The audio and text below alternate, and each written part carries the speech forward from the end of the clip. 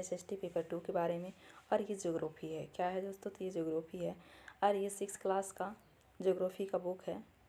और ये चैप्टर कितना है? तो 5 है। और इस चैप्टर का नाम क्या है दोस्तों? तो पृथ्वी के प्रमुख परिमंडल। क्या नाम है? तो पृथ्वी की प्रमुख परिमंडल, यानी महासागर के बारे में पढ़ना है, महाद्वीप के बारे में पढ़ना है, वायुमंडल के बारे में पढ़ना है, ठीक है ना। तो ये सारी चीज़ों का आज हम लोग इसमें देखेंगे। ये बहुत ही इम्पोर्टेंट टॉपिक है।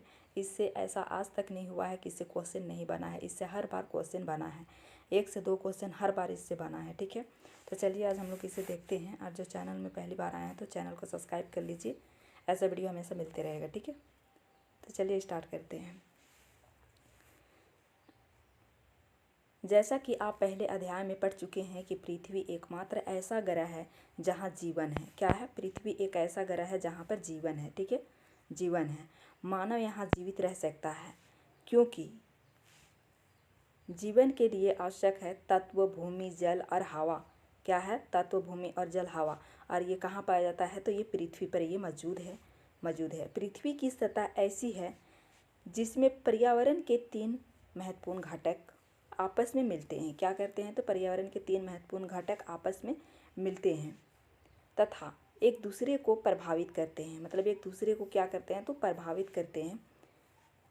पृथ्वी का ठोस भाग जिस पर हम रहते हैं उसे भूमंडल कहते हैं। क्या कहते हैं? तो भूमंडल कहा जाता है।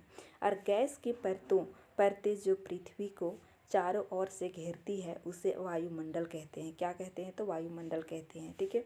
जहाँ ऑक्सीजन और नाइट्रोजन, कार्बन डाइऑक्साइड तथा दूसरी गैस पाई जाती है। पृथ्वी के बहुत बड़े भाग पर जल पाया जाता है। बहुत बड़े भाग पर क्या पाया जाता है? तो जल पाया जाता है, जिसे जलमंडल कहा जाता है। क्या कहा जाता है? तो जिसे जलमंडल कहा जाता है। और जलमंडल में जल की सभी अवस्थाएं जैसे बर्फ, जल और जलवाष्प सम्मिलित है।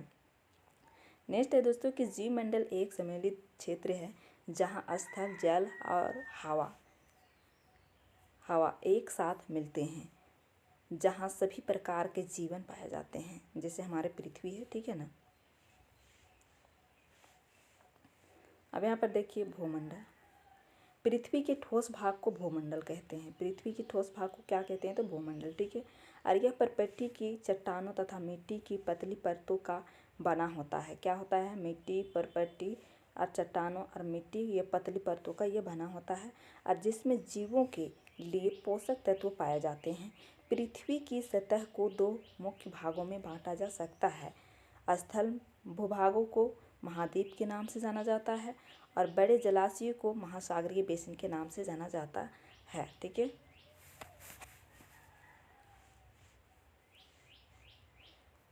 विश्व के सभी महासागर आपस में एक दूसरे से जुड़े हुए हैं। क्या है? आपस में एक दूसरे से जुड़े हुए हैं। जैसे बहुत बड़ा भाग में क्या पाया जाता है? तो महासागर पाया जाता है, ठीक है। लेकिन उसमें जो समुद्र है वो समुद्र एक दूसरे से जुड़े हुए, मान के चलिए ये एक बड़ा समुद्र है और ये एक बड़ा समुद्र है, लेकिन यहाँ पर एक छोटे से नहर है, वो जा करके क्या किए हैं? एक दूसरे को जोड़ रहे हैं, ठीक है। तो ऐसे ही हर जगह क्या किए हैं? तो एक छोटे छोटे से भाग क्या किए हैं? एक दूसरे से जुड़े हुए हैं, ठीक है। ये अलग नहीं है। जैसे महाद्वीप है वो अलग है, लेकिन ये समुद्र जुड़े हुए हैं। विश्व के मानचित्र को देखिए, क्या सभी स्थलीय भूभाग एक दूसरे से आपस में जुड़े हुए हैं? समुद्र जल का तल सभी जगह समान होता है। स्थल की ऊंचाई को समुद्र तल से मापा जाता है। स्थल की ऊंचाई है उसे क्या किया जाता है? तो समुद्र तल से उसे नापा जाता है, ठीक है। और जिससे शून्य माना जाता है। क्या माना जाता है? तो शून्य माना जाता है। अब यहाँ पर क्या है? तो यहाँ पर चित्र है, ठीक है। अब इस चित्र को देखिए, यहाँ पर ये है, तो ये वाला ये अलग है, ऑस्ट्रेलिया है ये, ठीक है, तो अलग है, ठीक है। ये क्या है? तो ये इससे जुटा हुआ नहीं है, मतलब ये बहुत ऐसा है टापू टापू, छोटा छोटा चीज़ जो कि अलग अलग बिखरे बिखरे हैं। लेकिन समुद्र है दोस्तों, तो ये एक दूसरे से जुड़े हुए हैं। क्या है? एक दूसरे से ये जुड़े हुए हैं, ठीक है। ये एक दूसरे से जुड़े हुए हैं, आप देख सकते हैं अच्छे से इसको, ठीक है। अब यहाँ पर ये छोटा सा जुड़ा हुआ है, ठीक है, लेकिन ये यहाँ सब देखिए, यहाँ पूरे अलग है, इस जगह से अलग है, ये अलग है, ठीक है। लेकिन ये समुद्र क्या है? तो एक दूसरे से जुड़ा हुआ है। जैसे ये सफ़ेद जो दिख रहा है ये अंटार्कटिका महाद्वीप है, लेकिन ये भी क्या है? अलग है, ठीक है। ये भी किसी महाद्वीप से जुड़े हुए नहीं हैं और समुद्र एक दूसरे से जुड़े हुए हैं। ठीक है, इसे ध्यान रखेंगे। चलिए इसके बारे में डिटेल में जानते हैं, उसके बाद फिर हम लोग चित्र को और दोबारा देखेंगे।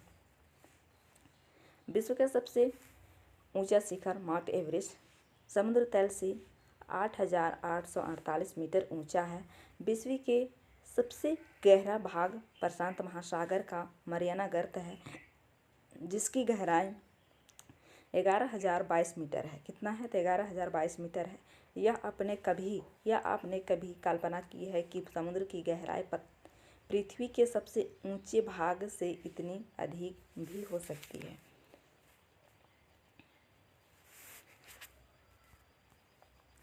आप यहाँ पर थोड़ा सा देखिए। ठीक है, न्यूजीलैंड के एडमंड हिलेरी तथा भारत के तेंजिंग नॉर्गे शेरपा 29 मई 1953 को पृथ्वी के सबसे ऊंचे शिखर माउंट एवरेस्ट पर चढ़ने वाले पहले व्यक्ति। जापान के जुंको ताबे विश्व की पहली महिला थी, जिसे 16 मई 1975 को एवरेस्ट पर कदम रखा।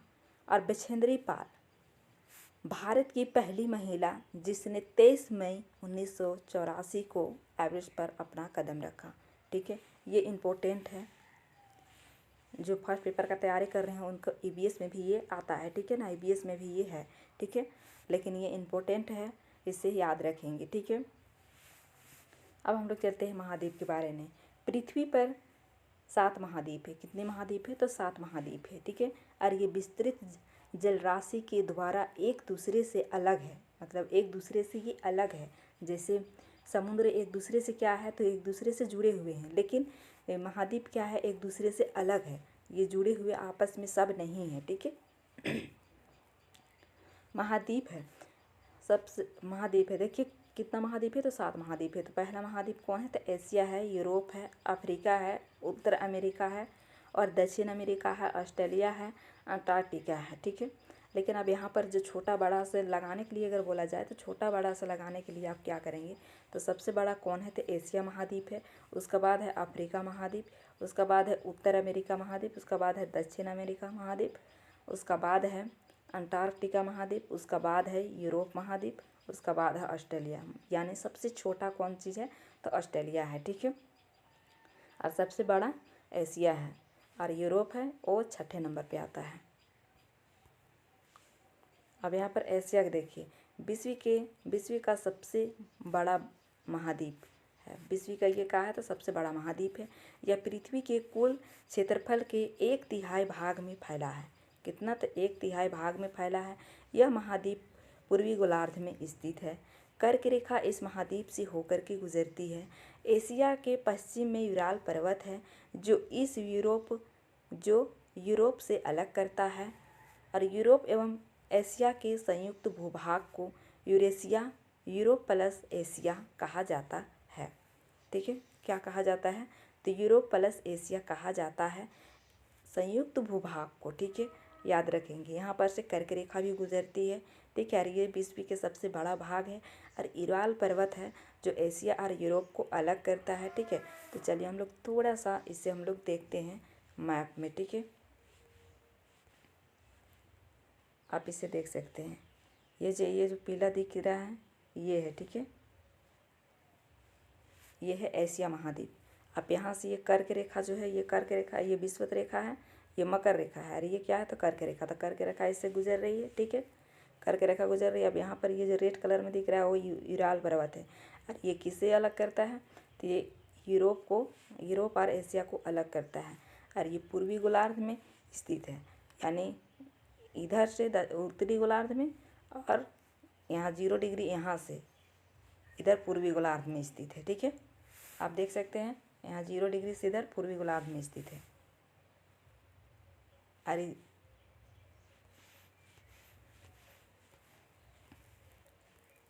नेक्स्ट है यूरोप एशिया से बहुत छोटा है। क्या है? यूरोप एशिया से बहुत छोटा है। यह महाद्वीप एशिया के पश्चिम में स्थित है, और अंटार्कटिक वृत्त इससे होकर के गुजरता है। कौन सा वृत्त? अंटार्कटिक वृत्त। ठीक है, यहाँ पर कर्क रेखा गुजरा तो यहाँ पर अंटार्कटिक वृत्त गुजरता है। यह 3 तरफ से जल से घिरा है। विश्व के मानचित्र को देखिए और इससे और इसकी स्थिति को पता लगाइए। तो ये क्या है,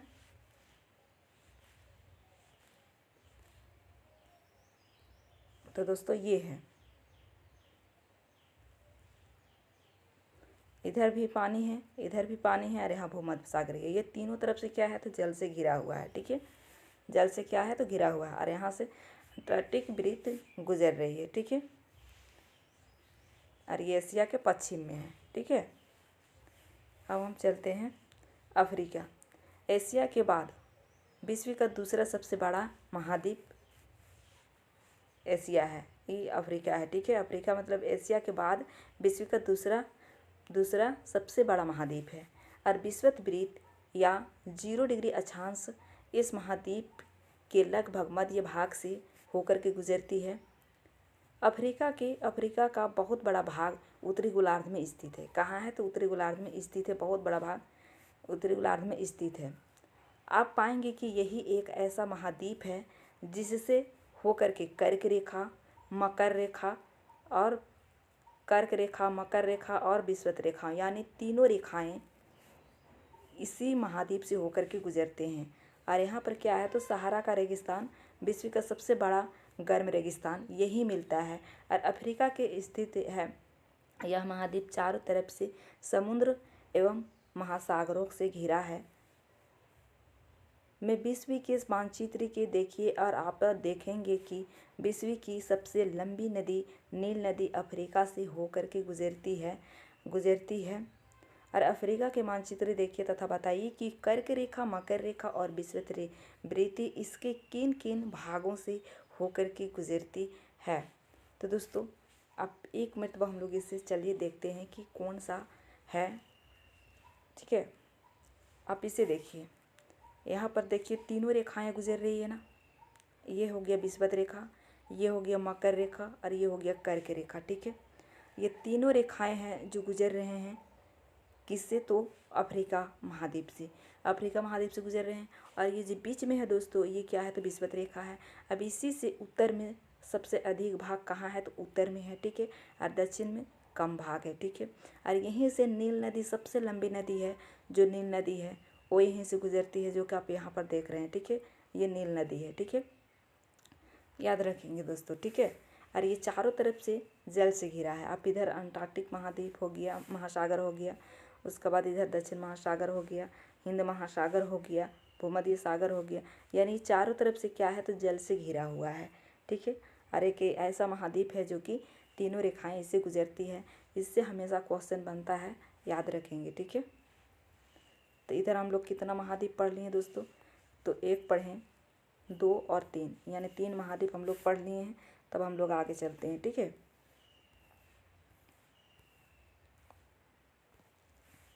अब आते हैं हम लोग उत्तर अमेरिका में। विश्व का तीसरा सबसे बड़ा महाद्वीप है। यह दक्षिण अमेरिका से एक संकरीय स्थल से जुड़ा है जिसे पमाना स्थल संधि कहा जाता है। पमाना स्थल संधि कहा जाता है। आप यहाँ पर इसे थोड़ा सा आप देखेंगे तो आपको पता चलेगा यहाँ पर। ठीक है, ये क्या है, तो उत्तरी अमेरिका है और ये दक्षिणी अमेरिका है। ठीक है, अब यहाँ पर एक थोड़ा सा स्थल है, उसको आप देखिए और यहाँ से ये एक दूसरे को क्या करते हैं, तो जोड़ते हैं। स्थल संधि किसे कहते हैं, तो स्थल का एक संकरा भाग होता है जो 2 बड़े स्थलीय भागों को एक दूसरे से जोड़ता है, उससे स्थल संधि कहते हैं। जैसे यहाँ पर पनामा स्थल संधि, जो कि ये उत्तरी अमेरिका और दक्षिण अमेरिका को जोड़ रहे हैं। ठीक है, कहा जाता है यह महाद्वीप पूरी तरह से उत्तरी गोलार्ध एवं पश्चिमी गोलार्ध में स्थित है। कहाँ, तो उत्तरी गोलार्ध और पश्चिमी गोलार्ध में स्थित है। यह महाद्वीप 3 महासागरों से घिरा है। क्या आप इन महासागरों के नाम बता सकते हैं, तो अब चलिए हम लोग इसको थोड़ा सा हम लोग बड़ा वाला मैप में देखते हैं। ठीक है, आप देख सकते हैं ये क्या है, तो ये महासागरों से घिरा हुआ है। तो इधर कौन सा महासागर है, तो प्रशांत महासागर है, इधर अटलांटिक महासागर है और इधर आर्कटिक महासागर है। ठीक है, तो ये एक दूसरे से ऐसे समुद्र तो जुड़ा हुआ है, लेकिन ये क्या है, तो ये चारों तरफ से क्या है, तो ये महासागर से घिरा हुआ है। ठीक है, और ये जो संकरा सा भाग है यही को एक दूसरे से जोड़ रहे हैं स्थल भूभागों को।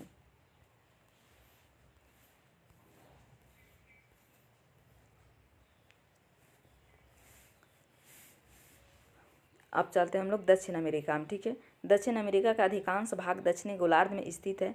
इसके पूर्व एवं पश्चिम में कौन से दो महासागर स्थित है?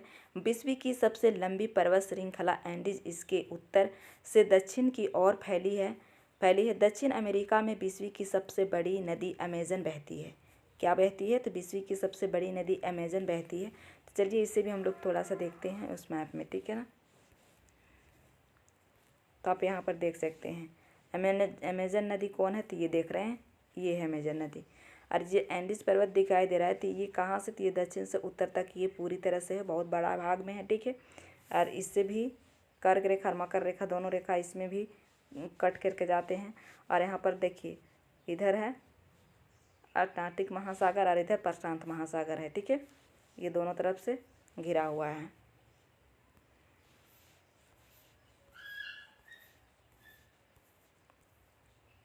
अब हम लोग आते हैं ऑस्ट्रेलिया। विश्व के सबसे छोटा महाद्वीप है जो कि पूरी तरह से दक्षिणी गोलार्ध में स्थित है। चारों तरफ से महासागरों तथा समुद्रों से घिरा है और इसे द्वीपीय महाद्वीप कहा जाता है। क्या कहा जाता है? तो द्वीपीय महाद्वीप कहा जाता है। तो चलिए इसे भी हम लोग थोड़ा सा देख लेते हैं। ठीक है ना, आप देख सकते हैं ये वाला है, ये दक्षिणी गोलार्ध में स्थित है और पूरी तरह से, ठीक है ना, आप देख सकते हैं। और इसे महाद्वीपीय भी कहा जाता है ऑस्ट्रेलिया का। और ये सबसे छोटा महाद्वीप है दोस्तों। क्या है? तो सबसे छोटा महाद्वीप है। ठीक है, अब एक महाद्वीप बचा हुआ है, चलिए हम लोग उसको अभी जल्दी जल्दी पढ़ते हैं।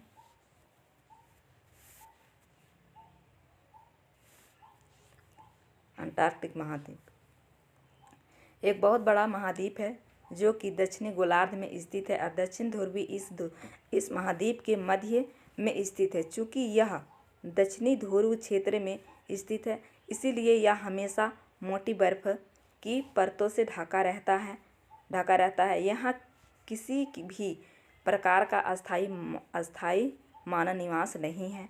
बहुत से देशों के शोध केंद्र यहाँ स्थित है। भारत के भी शोध स्थल है।